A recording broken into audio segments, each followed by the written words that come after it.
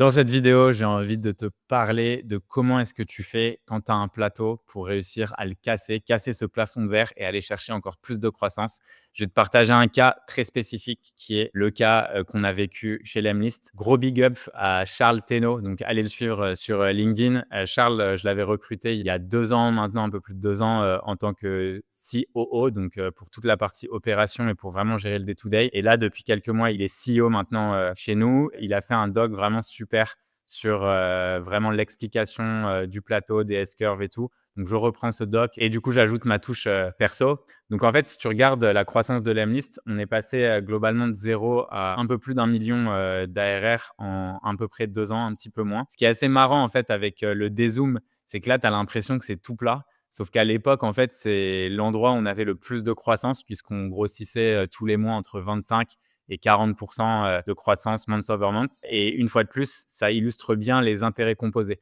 C'est-à-dire que quand tu grossis à 20 et que tu fais 10 000 € de MRR, bah, tu passes à 12 000 le mois d'après. Sauf que quand tu es à 100 000, bah, en fait, tu passes à 120 000. Et donc, forcément, avec l'échelle, ça devient totalement écrasé. Ensuite, on voit que cette croissance, en fait, vraiment, ça illustre les intérêts composés. C'est comment on passe de 1 à 16 millions. Donc, on garde une croissance quasiment à 2 chiffres tous les mois. Après, on se retrouve avec ce plateau-là qui, globalement, a été assez difficile à gérer et qu'on a mal anticipé et que j'ai mal anticipé. Et ça vient d'un point important. C'est que, comme tu vois, aujourd'hui, Lemlist, ça fait 26 millions de revenus récurrents annuels et l'Empire fait 31 millions.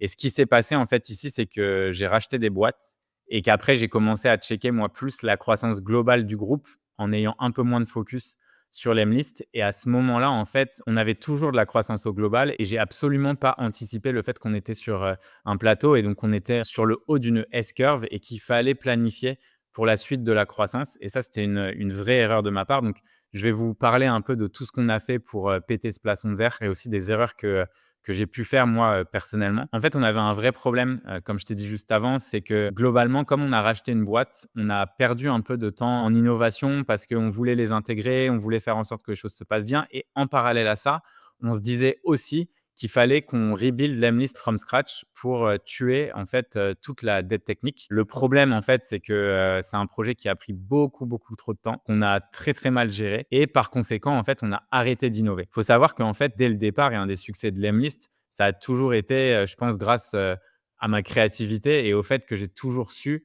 du fait que je connaissais extrêmement bien l'industrie, trouver des nouvelles fonctionnalités qui apportaient des meilleurs résultats à nos clients. Et le fait qu'en fait, on ait toujours ces fonctionnalités d'avance par rapport à la concurrence, ça nous permettait de continuer d'avoir cette croissance exponentielle. Le problème, c'est qu'à partir d'ici, donc avant que la croissance s'arrête, on a commencé à bosser sur la nouvelle version, sauf que la nouvelle version n'apportait aucune innovation à nos utilisateurs et que pour la shipper, donc pour la mettre en production, ça a pris quasiment 16 à 18 mois. Donc ça a été beaucoup trop long et on le voit du coup après, malgré le fait qu'on ait repris l'innovation à peu près ici, il a encore fallu 5 6 mois avant de voir le plateau être explosé, ce plafond de verre être explosé pour dans un premier temps avoir une croissance qui est plutôt linéaire avant de repartir sur cette croissance exponentielle puisque depuis décembre 2024, maintenant, on ajoute quasiment plus de 1 million de net new ARR par mois, ce qui est vraiment cool. Un autre point aussi, c'est le manque de focus. L'Emlist, c'est un outil qui a été utilisé vraiment par plein de types de personnes, des fondateurs de boîtes, des équipes grosses, des équipes marketing, des équipes ops, des équipes sales, etc., etc. Et du coup, à chaque fois, en fait, on changeait plus ou moins notre cible et on essayait d'adapter notre produit pour tout le monde. Et en fait, ça marche pas. Ça, c'était vraiment un des problèmes. Un autre problème aussi, c'était la seniorité des profils. Lemlist, c'est ma première boîte SaaS et c'est vrai qu'en fait, en plus d'avoir une équipe qui soit très petite par rapport au chiffre d'affaires qu'on fait, j'ai toujours en fait voulu recruter des gens qui étaient plus juniors pour une raison simple, c'est qu'au départ, on ne pouvait pas recruter des profils qui étaient seniors. On n'avait pas l'argent pour ça. En fait, moi, je recrutais que des gens qui étaient ultra motivés et ensuite, j'étais prêt à les former pour les aider à grandir, etc. Le problème de ça, c'est que quand on a dépassé les 10 millions d'ARR, j'ai gardé en fait cette mentalité au lieu de me dire il faut que j'aille chercher des gens qui soient meilleurs que moi, qui puissent m'apprendre des choses. Et en fait, ce qui s'est passé, c'est que j'ai fait monter toutes les personnes qui étaient là assez tôt dans la boîte. Je les ai mis à des rôles de manager alors qu'ils n'avaient jamais managé. Et ça, je dirais que c'était une grosse erreur. Et c'est un truc que je referai plus, même si c'est important d'aider les gens à accéder à des rôles où potentiellement tu vas les aider et tu vas les former. Vu le stade de notre boîte et vu la croissance qu'on avait, c'était une erreur parce qu'en fait, pour réussir à gérer ça, il faut quand même avoir un minimum d'expérience et ça, je l'expliquerai après, mais je l'ai clairement vu par la suite. Et ensuite, il y a un autre point qui est plus lié au marché. On a eu des concurrents qui sont arrivés et qui globalement ont cassé entièrement les prix. On s'est posé la question à un moment de savoir si on avait envie de baisser les prix, mais on était quand même confiant dans la qualité de notre produit. On a conclu que la commodification du marché, c'était pas tant le problème et que c'était plus un problème vraiment de focus et de vision. Donc les solutions en fait qu'on a décidé de mettre en place, c'est un, garder notre stratégie de pricing parce qu'on est convaincu de la qualité de notre produit et surtout en fait des résultats que nos clients ont. Ensuite, on a décidé de focus vraiment sur l'innovation dans notre produit pour faire en sorte que nos utilisateurs aient toujours les meilleurs résultats de prospection au monde. Et enfin, être focus sur le segment qui voyait le plus de valeur à notre solution, c'est-à-dire les équipes sales. La question que tu te poses, c'est comment est-ce que tu sais quel est le segment qui voit le plus de valeur dans ton produit ou service? En fait, pour nous, c'est simple. On a pris globalement chaque segment et on a regardé le taux de churn. Donc, le taux de churn, c'est à quel point les gens décident d'annuler leur abonnement. Et en fait, on se rend compte que sur les équipes sales, globalement, les gens, dès que les équipes sales ont plus de 4 sales, entre 4 et 100 sales, ils annulent pas leur abonnement et au contraire, ils achètent de plus en plus de sièges puisque en fait, c'est assez simple. Quand tu onboardes ton équipe sales avec plus de 5 personnes, que tu lances tes campagnes sur l'Emlist et que chaque sales arrive à booker suffisamment de rendez-vous, qu'est-ce que tu vas vouloir faire? Tu vas vouloir scaler. Et donc, qu'est-ce que tu fais quand tu scales? Tu recrutes plus de sales et donc tu les onboards sur l'Emlist. Ce qui fait que nous, par équipe, en fait, on a ce qu'on appelle une net rétention qui est supérieure à 100%, ce qui veut dire que les gens continuent de dépenser de plus en plus par mois puisque ils onboardent de plus en plus de sales. Donc, c'est vraiment win-win. Et donc, l'objectif, ça a été d'être ultra focus dessus. À partir, je dirais, de début 2024, on a vraiment acté que notre focus, ça allait être ça. Donc, du coup, premier point, comment est-ce qu'on fait pour être le meilleur produit? La première chose, du coup, c'était d'avoir un VP Product et Design. Donc, Kev, qui a été mon bras droit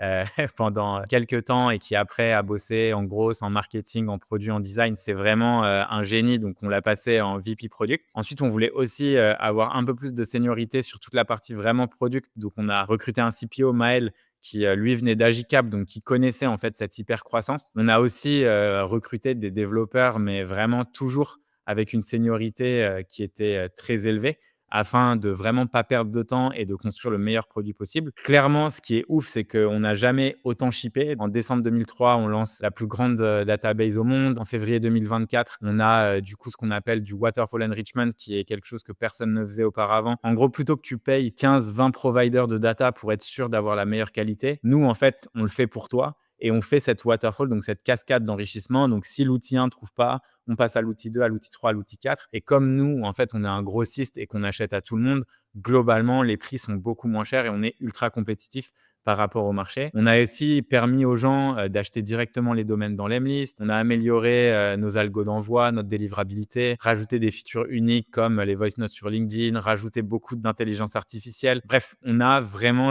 continué ce côté ultra innovant et en plus avec ce focus de devenir le copilote pour les équipes sales et donc avec des intégrations CRM de plus en plus poussées. Grâce à cette innovation, rajouter aussi des nouveaux streams de revenus puisque typiquement la base de données, ça nous fait la data qu'on voit en plus et donc plus d'argent. On permet aussi aux gens d'acheter directement des domaines et de leur créer automatiquement toute leur inbox afin de les réchauffer pour que la délivrabilité soit la plus élevée possible. Et enfin, un truc qui a aussi pas mal marché, c'est le changement de pricing où avant, on faisait payer qu'en dollars parce qu'on était très international et on a un peu régionalisé en proposant du coup à payer en euros ou en pounds. Et ça, c'est vrai que ça a un petit peu aidé. Depuis février, on a aussi lancé un enterprise plan. Donc là, on n'a pas forcément encore énormément de recul là-dessus, mais ça marche plutôt bien. Sur la partie marketing, on a recruté une CMO, Domi, qui était chez PlayPlay, vraiment top. Là, elle est vraiment dans la partie reconstruction de son équipe et shipping. Donc là, ça commence vraiment, je dirais, depuis 2025. En gros, ce qu'on a fait qui a vachement bien marché, c'est des partnerships. On a régionalisé les M-List en français, en allemand. On a commencé à lancer le SEO. On a fait un nouveau site avec du coup un messaging beaucoup plus clair. En fait, ce qui est compliqué, je dirais, sur toute la partie marketing, c'est que oui, on a lancé des nouveaux canaux,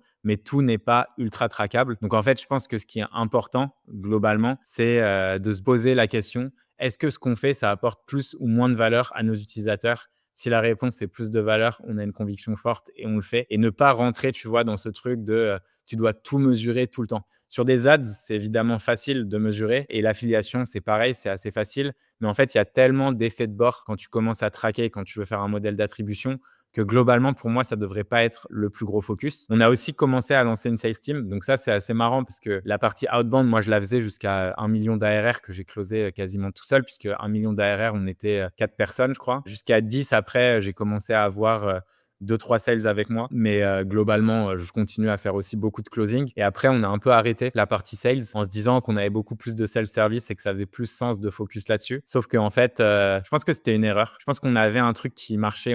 Quand on a commencé à recruter des sales, ils étaient vachement focus sur tous les leads entrants qu'on avait. Et moi, du coup, qui avais fait beaucoup d'outbound, j'étais un peu saoulé parce que je me disais, bah non, il faut qu'on fasse de l'outbound, qu'on continue. Mais il y avait tellement de leads entrants qu'en fait, on se disait, bah, c'est un peu bête de ne pas leur faire des démos. Et au final, je pense qu'à ce moment-là, on n'a pas été assez bon en data. On a considéré que l'équipe sales était pas assez utile en inbound, mais je pense que c'était une erreur. Maintenant qu'on a vraiment une data qui est carrée, on voit quand même que les équipes qui sont closées par les sales, en général, les deals sont plus gros. Et surtout, ils restent plus longtemps. Et donc, ça, c'est un truc qu'on ne savait pas du tout mesurer à l'époque. Et en fait, on a décidé d'arrêter ça. Et c'est de ma faute. Et c'était vraiment bête. En fait, ce qui est important, c'est d'essayer d'avoir de la data. Et typiquement, quand tu veux lancer une équipe sales, moi, je pense que j'ai arrêté au bout de 7-8 mois. Alors qu'en fait, il faut te dire qu'il te faut au moins 18 mois afin de voir véritablement les résultats. Et donc, il faut y aller avec une grosse conviction. Et là, c'est ce qu'on a fait et ça marche vraiment top. Pareil, customer support, ça a toujours été un point ultra important. Et c'est un truc qu'on a vraiment poussé. On recrute en fait directement des nouveaux customer support en fonction du nombre de tickets afin de toujours garder un niveau de service de haute qualité avec moins de 5 minutes de temps d'attente pour la première réponse. Et du coup, avec un score de satisfaction client de plus de 97%, ce qui est globalement très bien. Ensuite, l'équipe. Donc comme je te disais, moi, j'ai été tout seul pendant quand même longtemps à gérer beaucoup de choses. Et donc du coup, dans l'équipe, c'est vrai que le fait d'être entouré par des gens assez juniors, c'était compliqué. Et c'est pour ça que j'avais décidé de recruter Charles. Et mon objectif, c'était de me dire, bon, bah, Charles va faire le taf que je faisais avec les juniors. Du coup, ça va être cool. Moi, j'aurai plus de temps pour faire autre chose et potentiellement être plus focus sur la vision. Sauf qu'en fait, très rapidement, je me suis rendu compte que le problème, c'était pas que je gérais pas bien les gens. C'était juste qu'il nous fallait des gens différents pour passer à un nouveau stade. Donc, on a recruté Yann qui était chez HubSpot, qui est maintenant du coup VP Sales chez nous. On a recruté Maël en tant que CPO, comme je vous l'ai dit tout à l'heure, Domitil qui avait bossé chez PlayPlay. Et donc, en fait, petit à petit, le fait d'avoir des gens un peu plus seniors, on a aussi décidé de senioriser la team et toute l'équipe. C'est un point qui est assez important, mais quand tu mets un niveau de qualité ultra élevé, tu vas recruter que des gens qui vont avoir le même niveau de qualité. Et ça, c'est ultra important. Et je pense qu'avec Charles, on avait un peu le même constat qui était de dire, il faut que dans la team, on ait vraiment que des personnes qui soient ultra bons parce qu'on sait à quel point les profils 10X existent. Le plus dur, en fait, c'est de recruter vraiment les meilleures personnes. Mais une fois que tu as réussi à augmenter la densité de talent dans ton équipe, tu verras que automatiquement, tu vas attirer de plus en plus d'autres talents et que ça crée en fait une sorte de momentum qui est génial. Toujours pour build up sur la partie recrutement, en fait, je pense que moi, typiquement, quand j'étais vraiment la tête dans le guidon et dans le day-to-day tout le temps, j'avais pas assez de recul pour forcer à ce que la vision aille dans un certain sens. Et la raison principale du coup de ce défocus, donc un coup on va faire les sales, un coup on va faire le gros, un coup on va faire le marketing, un coup on fait les agences, etc. Ça venait à 100% de moi. Et ce que j'ai observé en fait, c'est que en recrutant Charles et en prenant un peu plus de distance dans le day-to-day, pour moi, c'est devenu ultra clair qu'il fallait qu'on focus sur les sales. Et en fait, aujourd'hui, je le vois encore. Maintenant que je suis beaucoup moins dans le day-to-day du business, à chaque fois que je vois que Charles ou d'autres personnes peuvent avoir des idées pour aller tester un truc et tout, moi, en fait, pour moi, c'est ultra simple de recadrer et de dire, bah non, en fait, full focus, tu vois. Et en fait, c'est assez drôle parce que je pensais que j'étais toujours cette personne qui avait besoin d'aller à droite, à gauche tout le temps et tout. Mais en fait, je pense que c'est pas ça. Je pense que c'est quand tu es trop le nez dans le guidon, c'est à ce moment-là où tu as envie de te défocus tout le temps. Mais que quand tu es beaucoup plus à l'extérieur, c'est beaucoup plus simple pour toi de cadrer. Et donc, je trouve qu'aujourd'hui, la dynamique, elle marche super bien. Charles, il est excellent avec toute l'équipe et globalement, je pense qu'on pense quasiment à l'identique sur la plupart des sujets. Parfois, je vois que dans le day-to-day, il a envie d'aller justement sur explorer potentiellement d'autres choses. Et donc, pour moi, c'est plus facile d'avoir ce côté garde-fou, tout ça. Et même si des fois, j'avoue que je peux être aussi celui qui crée le chaos. Mais du coup, j'essaye de changer un peu mon rôle et du coup, de conserver un petit peu plus le focus. Et un point, du coup, sur la partie recrutement et la partie culture. Comme je disais, en fait, la densité de talent, c'est le plus important. mais aussi ne pas avoir de politique, très peu de hiérarchie et être sûr qu'on ait une distribution de l'ownership. Nous, on fonctionne vachement en squad, donc des petites équipes au sein de l'équipe et chaque équipe, en fait, est responsable d'un projet en particulier et ça marche très bien sur la partie tech. En business, on est un peu en train aussi de le faire, mais en fait, quand tu fais ça, tu évites d'avoir, tous les jeux de politique, de personnes, qui essayent de manipuler, de parler de ci, de ça et en fait, ça simplifie tout pour aller vers l'action et le plus important quand tu veux casser un plateau, c'est de passer à l'action et d'avoir une vision très claire sur qui tu sers et pourquoi tu les sers. Voilà, j'espère que, cette vidéo, t'a plu et t'a été utile. Hésite pas à aller suivre, Charles Teno sur LinkedIn parce qu'il poste vraiment, toujours des trucs, très cool. À bientôt. Bisous.